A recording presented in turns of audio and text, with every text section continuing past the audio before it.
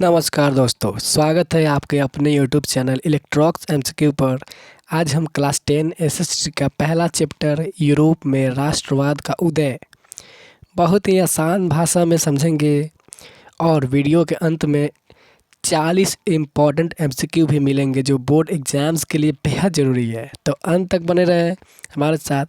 और हाँ, पीडीएफ अगर आपको चाहिए तो कमेंट में लिंक दे दिया जाएगा, वहाँ से आप डाउनलोड कर सकते हैं। तो चलिए शुरू करते हैं दोस्तों। सबसे पहले समझते हैं कि राष्ट्रवाद क्या है। राष्ट्रवाद का मतलब क्या होता है। अपने राष्ट्र, अपनी संस्कृति और अपनी पहचान के प्रति गहरी भावना, यानी लोग महसूस करने लगे कि वे एक बड़ी इकाई हैं तो उन्हें एक राष्ट्र बनना चाहिए। मतलब कोई भी जैसे हम मान लीजिए कोई गांव है, उनको ऐसा लगने लगे कि हम एक अलग इकाई हैं, एक अलग भाषा के लोग हैं, हमको एक अलग देश बनना चाहिए। तो इस तरह की भावना को हम लोग राष्ट्रवाद कहते हैं।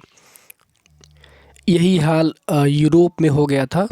राष्ट्रवाद की भावना जन्म लेने लगी थी और लोगों को ऐसा लगने लगा था कि हमको एक अलग राष्ट्र बनना चाहिए। तो इस तरह के विचारधारा को हम लोग राष्ट्रवाद बोलते हैं। यूरोप की प्रारंभिक स्थिति। यूरोप में पहले पहले क्या हुआ था, 19वीं सदी के शुरुआत में यूरोप आज की तरह देश में नहीं जुड़ा था। मतलब जैसे अभी जो यूरोप है वहाँ पे अलग अलग देश है, जैसे फ्रांस हो गया, रूस हो गया, इटली हो गया। पहले ऐसा नहीं था। पहले इटली 7 हिस्सों में बटा हुआ था। इटली छोटे छोटे टुकड़ों में 7 हिस्सों में बटा हुआ था। उसके बाद जर्मनी 32 राज्यों में बटा हुआ था। अलग अलग राजा, अलग कानून, अलग सेना, एकता नहीं थी। मतलब हर जगह के लोग अलग अलग थे, किसी में एकता नहीं था। अलग कानून थे, सबके अपना अपना अपनी अपनी सेना थी। ठीक है। और क्या, और राष्ट्र की भावना मौजूद नहीं थी। राष्ट्र की भावना मौजूद नहीं थी, मतलब किसी को ऐसा नहीं लगता था कि हमको एक अलग राष्ट्र होना चाहिए। ठीक है। तो हुआ क्या, हुआ ऐसा कि फ्रांसीसी क्रांति 1789 और राष्ट्रवाद की शुरुआत। मतलब फ्रांस, यूरोप महाद्वीप में एक जगह है फ्रांस, वहाँ पे 1789 ईस्वी में एक क्रांति होती है और वहाँ जन्म लेता है क्या, राष्ट्रवाद। मतलब लोगों में ऐसा समझ आने लगता है कि अब हमें अलग देश चाहिए और उनको अलग पहचान चाहिए। 1789 की क्रांति ने यूरोप में राष्ट्रवाद का पहला बीज बोया। मतलब एक ऐसा क्रांति होता है जहाँ पे राष्ट्रवाद का उदय होता है, लोगों को अपना हक समझ में आने लगता है। इस क्रांति में क्या हुआ, इस क्रांति में स्वतंत्रता, समानता, बंधुत्व के विचार फैले। मतलब लोग स्वतंत्र होना चाहते थे, एक दूसरे लोग अपना अधिकार चाहते थे, एक दूसरे के साथ मिलजुल कर रहना चाहते थे। नागरिकों को अधिकार दिए गए। मतलब इस क्रांति के बाद नागरिकों को अपना अधिकार मिलने लगा। राष्ट्रीय झंडा, राष्ट्रीय गीत, संविधान बनाया गया। फ्रांस में देश का जनता है, देश जनता का है वाली सोच मजबूत हुई। मतलब अब लोगों को ऐसा लगने लगा कि देश अब हमारा है, हमारे हिसाब से देश चलेगी। उसके बाद क्या होता है, नेपोलियन का प्रभाव। नेपोलियन एक वहाँ का प्रभावशाली नेता था। क्रांति के बाद नेपोलियन फ्रांस का शासक बना। मतलब फ्रांस की सत्ता की बागडोर नेपोलियन के हाथ में आता है। उसके बाद उसने यूरोप में जहाँ तहाँ शासन फैलाया। उसने यूरोप में जहाँ तहाँ शासन फैलाया, वहाँ सुधार लागू किए। मतलब वो अलग अलग जगहों को लड़ाई में जीता और वहाँ पे अपना नियम लगाया। एक समान कानून, मतलब एक समान कानून, हर जगह एक समान कानून लगाया। समान कर प्रणाली, हर जगह टैक्सेस लगाए, वो भी समान दर से। प्रशासन में सुधार, हर जगह का प्रशासन सुधारा। उसके बाद नेपोलियन की वजह से राष्ट्रवादी विचार यूरोप के कई हिस्सों तक पहुँचे।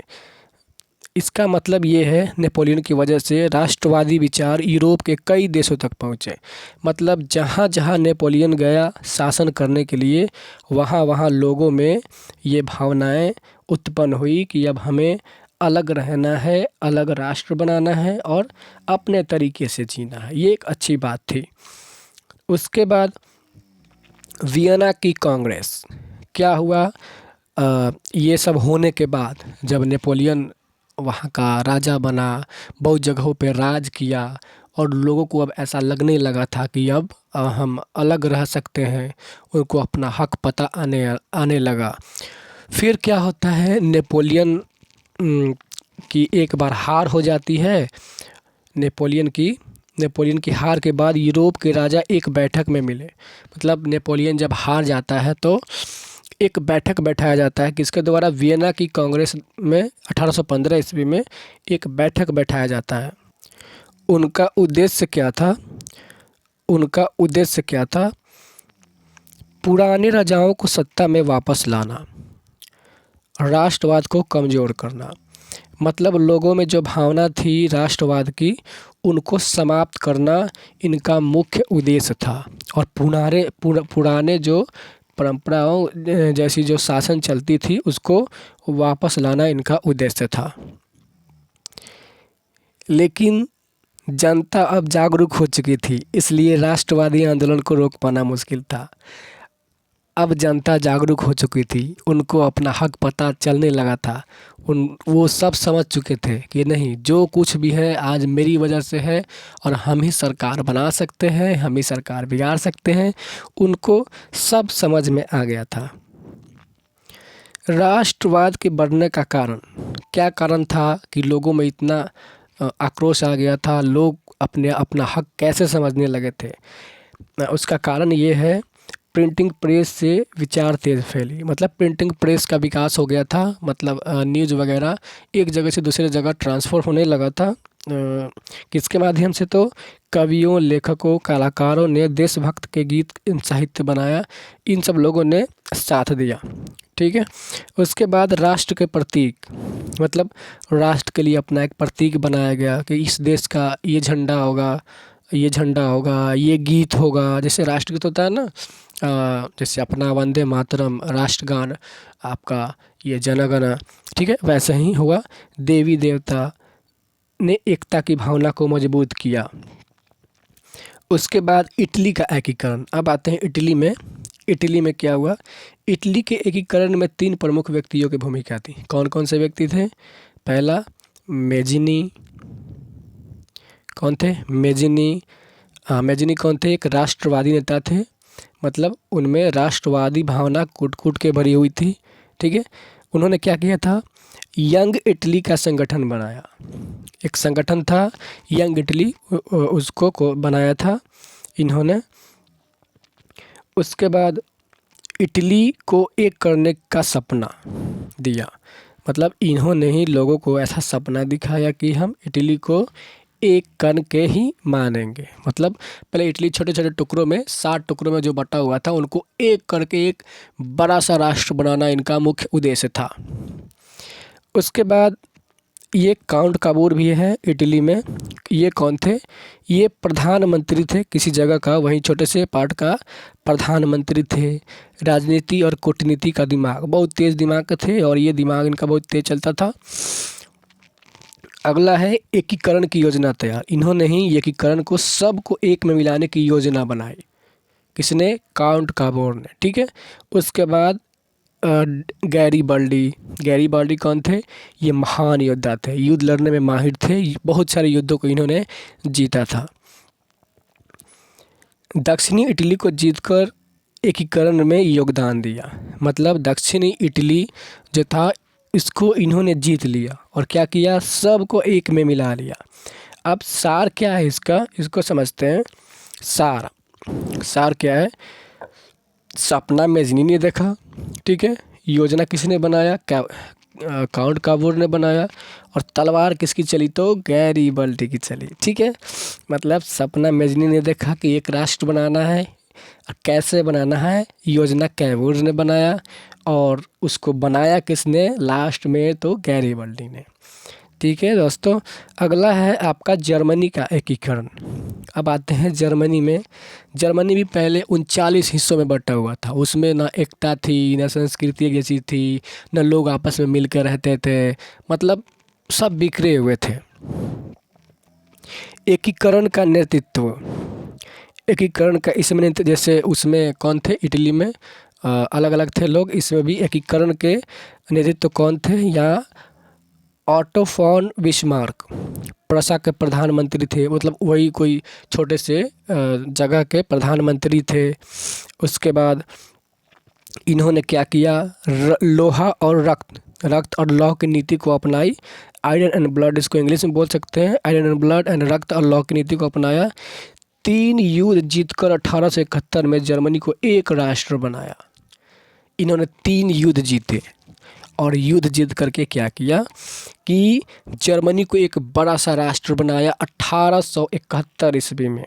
ठीक है, अब आते हैं बाल्कन क्षेत्र। बाल्कन क्षेत्र में राष्ट्रवाद। बाल्कन एक छोटा सा क्षेत्र है जहाँ पे भी राष्ट्रवाद पनपने लगी थी। वहाँ भी लोगों को अपना हक समझ में आने लगा था। उन्होंने भी अपना ऐसा फैसला बना लिया था कि हमको भी अपना एक राष्ट्र चाहिए। बाल्कन क्षेत्र में कई छोटे राष्ट्र थे, जैसे सर्बिया, ग्रीस, बुल्गारिया, रोमानिया आदि। हर समूह अपना अलग राष्ट्र बनाना चाहता था। हर समूह चाहते थे कि मेरा अपना एक अलग देश हो। उसके बाद बड़े देश जैसे रूस, जर्मनी, ऑस्ट्रेलिया की दखल से तनाव बढ़ता गया। मतलब ये सब जो देश थे चाहते थे कि उस क्षेत्र पे अपना अधिकार कर ले, कब्जा कर ले। यही तनाव आगे चलकर प्रथम विश्व युद्ध बना। मतलब यही झगड़ा उनको, वो बोलते थे कैसे अभी कश्मीर के लिए पाकिस्तान और भारत लड़ते हैं, वो बोलते हैं हमको चाहिए, वो बोलते हैं हमको चाहिए, वैसे ही हुआ इस क्षेत्र के लिए। ये सब देश जो है लड़ते रहते थे और यही कारण है कि आगे चल कर के 1914 ईस्वी में प्रथम विश्व युद्ध होना शुरू हो गया था। अब इस पूरे राष्ट्रवाद का पूरा सार क्या है, इसको थोड़ा समझ लेते हैं। पहले क्या हुआ, फ्रांस में राष्ट्रवाद शुरू हुआ। नेपोलियन ने पूरे यूरोप में फैलाया इस चीज़ को, राष्ट्रवाद को, लोगों में भावना फैलाया कि हाँ भाई अपना राष्ट्र होना चाहिए, शक्ति जनता के हाथ में चाहिए। उसके बाद इटली और जर्मनी का एकीकरण हुआ। इटली में 3 लोग थे, उन लोगों ने मिलकर के इटली का एकीकरण किया। जर्मनी में बिस्मार्क ने अपना अलग एकीकरण किया। बाल्कन क्षेत्र, ग्रीस, सर्बिया, बोस्निया आदि में नस्लीय विविधता थी। हर समूह अपना राष्ट्र चाहता था, मतलब अलग अलग लोग वहाँ पे रहते थे और चाहते थे कि अपना एक अलग राष्ट्र चाहिए। इसी वजह से संघर्ष बढ़े और आगे चलकर विश्व युद्ध भी इसी कारण हुआ था। ठीक है, तो दोस्तों यह था क्लास 10 एसएससी चैप्टर 1 का आसान और समझने योग्य पूरा सारांश। अब हम 40 इम्पॉर्टेंट एमसीक्यू करने वाले हैं, तो वीडियो के अंत तक बने रहें। और यदि वीडियो पसंद आ रहा है, अच्छा लग रहा है, तो वीडियो को लाइक करें, चैनल को सब्सक्राइब करें और अपने 10th की तैयारी करने वाले बच्चों को आगे शेयर करें और उनको बताएं कि एमसीक्यू की तैयारी करनी है तो इस चैनल को सब्सक्राइब ज़रूर करें। तो चलिए आगे बढ़ते हैं एमसीक्यू की तरफ। ये रहा आपका पहला सवाल, यूरोप में राष्ट्रवाद के उदय का मुख्य कारण तो क्या था। मतलब यूरोप में जो राष्ट्रवाद का उदय हुआ था उसका मेन कारण क्या था। तो ऑप्शन है आपका औद्योगिकरण, मध्य वर्ग का उदय, कृषि क्रांति, धार्मिक सुधार।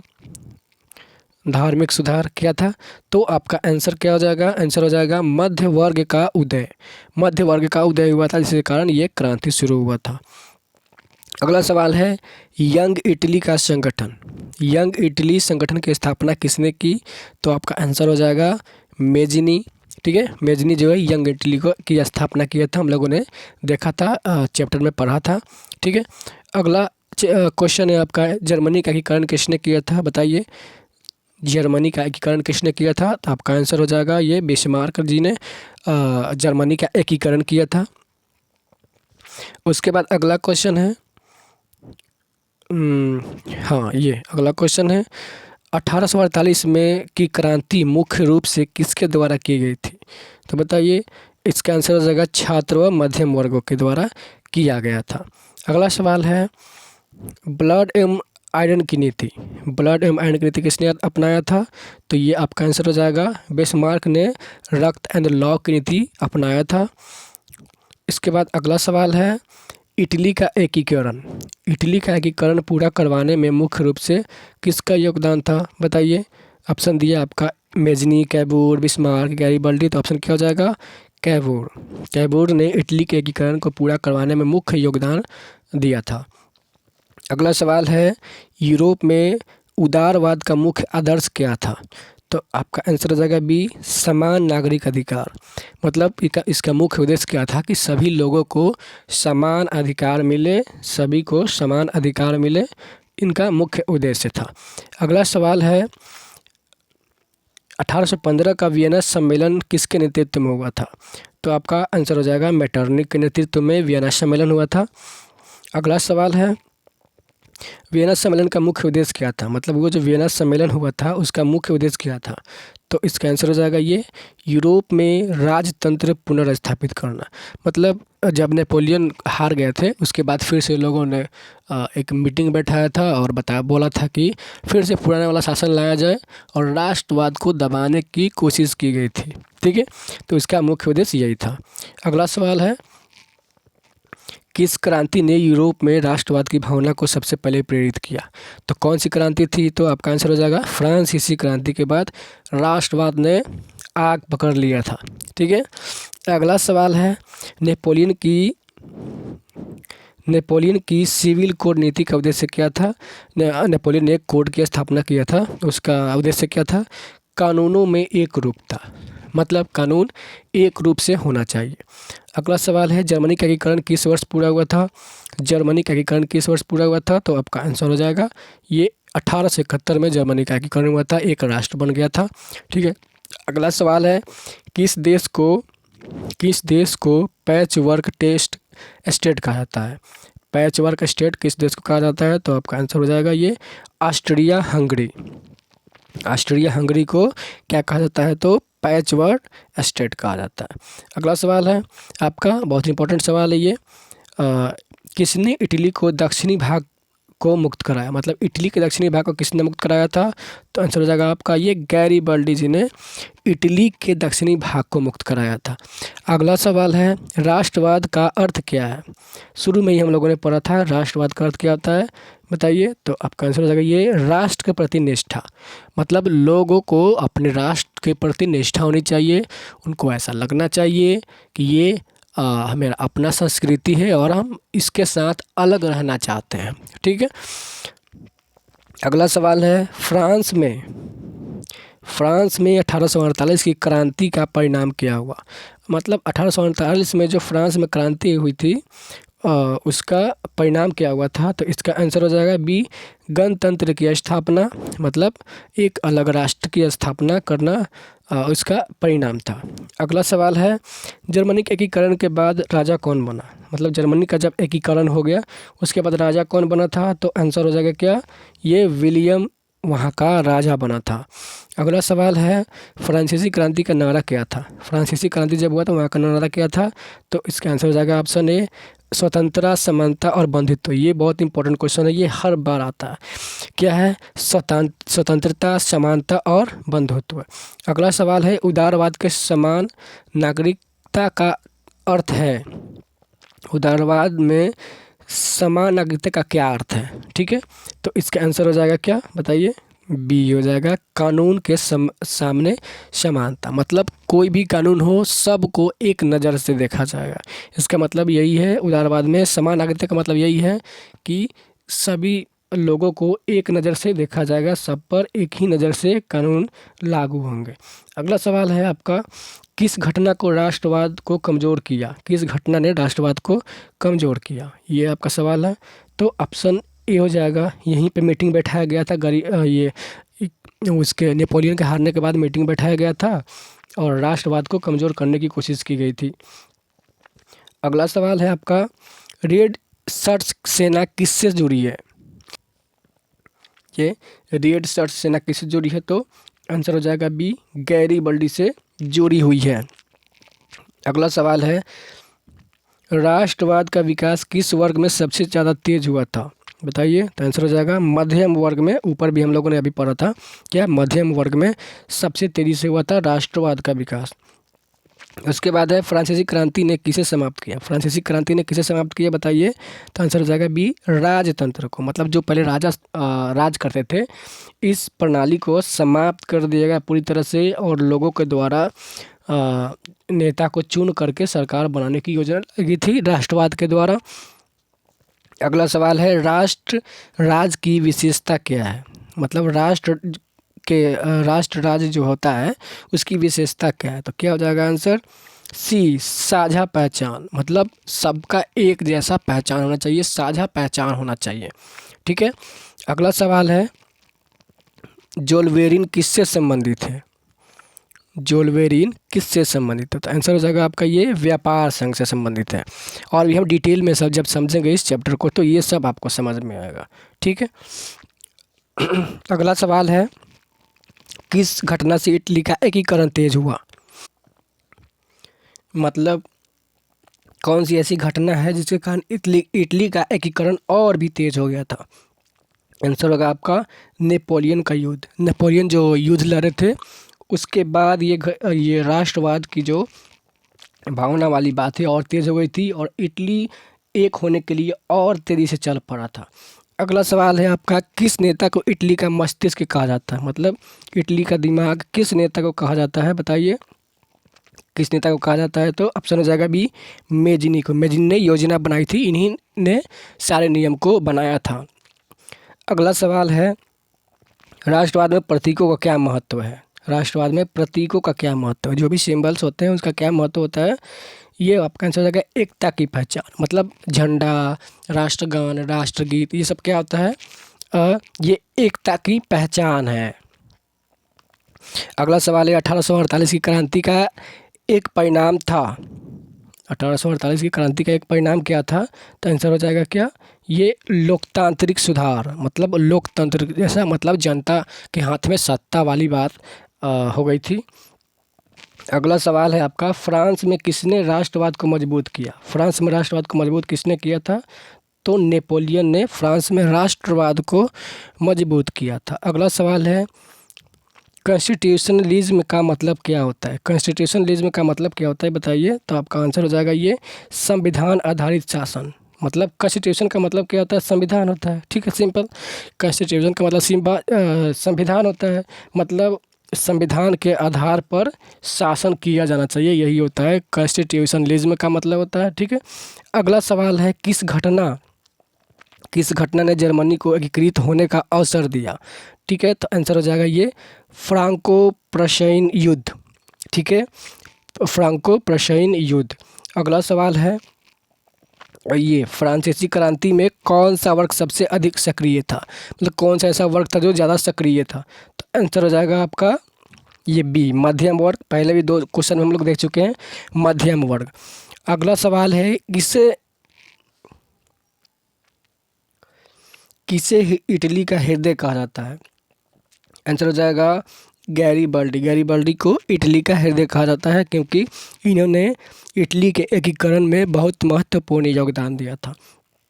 नेक्स्ट क्वेश्चन है आपका, बिस्मार्क किस देश से संबंधित है? बिस्मार्क बताइए किस देश से संबंधित है? तो आंसर हो जाएगा प्रशा। प्रशा जर्मनी का एक जगह था, वहाँ से बिस्मार्क आते थे, वहीं पे उन्होंने शासन किया था।